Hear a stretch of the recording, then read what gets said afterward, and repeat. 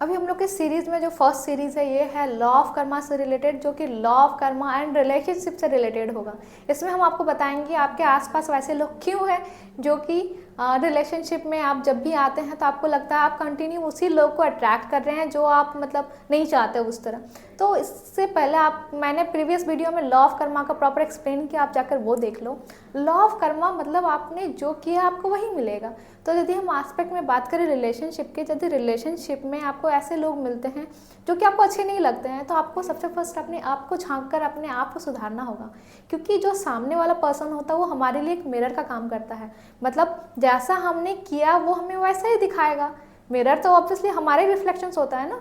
तो same law of Karma को आप चेंज, जब तक आप कंटिन्यू, लॉ ऑफ कर्मा क्या है, इफेक्ट का एस्पेक्ट है। मतलब आप यदि इफेक्ट नहीं चाहते हो तो आपको जो आपने कर रहे हैं आपको वो भी तो चेंज करना पड़ेगा। यदि आप एक अच्छा रिलेशंस चाहते हो तो सबसे फर्स्ट आप अपने रिलेशंस को अपने बेटर करने के लिए, यदि आप रिलेशंस में लव चाहते हो तो आपको लव देना पड़ेगा। यदि आप आप चाहते हैं आपको कोई केयर करे तो आपको केयर करना पड़ेगा।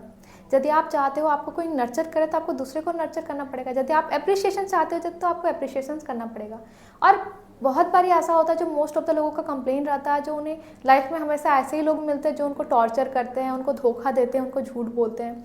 तो यदि आपके साथ ऐसा हो रहा है, जो बहुत सारे लोग आपके आसपास ऐसे हैं जो आपसे झूठ बोलते हैं, आपको धोखा देते हैं, तो इस चीज़ को आपको अपने अंदर झांक कर देखना पड़ेगा आप कहाँ किसके साथ ऐसा कर रहे हैं। और ये लॉ ऑफ कर्मा इस रूल पे वर्क नहीं करती है, जो सामने वाला पर्सन आपके साथ जो किया आप उसी को देखो। आपको अपने चारों तरफ देखना पड़ेगा। आपने यदि किसी के साथ वाले लोग, या फिर कहीं आपने बिजनेस में भी यदि यदि आपने किसी के साथ भी झूठ बोला या फिर धोखाधड़ी किया, तो वो रिलेशंस ऐसा नहीं है जो वो आपके साथ बिजनेसमैन के फिर वो बिजनेसमैन आपको वो रिटर्न देगा। कोई कंपलसरी नहीं, हो सकता है वो रिटर्न आपको अपने सामने वाले से मिल जाए जो जिस पर आप बहुत ज़्यादा बिलीव करते थे, उन्हीं ने आपको लूट लिया, फिर उन्हीं ने आपको झूठ बोल दिया।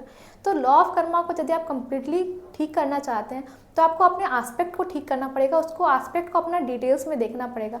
आप जिस प्रॉब्लम से सफ़र कर रहे हो अपने रिलेशंस के एस्पेक्ट में, आप सारे उस चीज़ को नोट डाउन करो और एक एक चीज़ नोट डाउन करके आपको फील करो आप जो क्या ऐसा एस्पेक्ट हो जो क्योंकि आपको आपसे बेटर कोई नहीं जानता और अपने आप से आप कभी झूठ नहीं बोल सकते।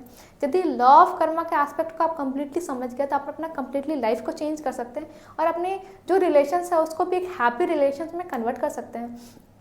बिकॉज कई बार ऐसा होगा, यदि लॉ ऑफ कर्मा को हम लोग चेंज करने की बात करते हैं तो लोगों का कहना है मैंने तो उसे बहुत प्यार से बात किया पर उसने तो मेरे साथ ये किया। तो आपको अपने सारे एस्पेक्ट को चेक करना पड़ेगा, सारे एस्पेक्ट को क्योर करना पड़ेगा।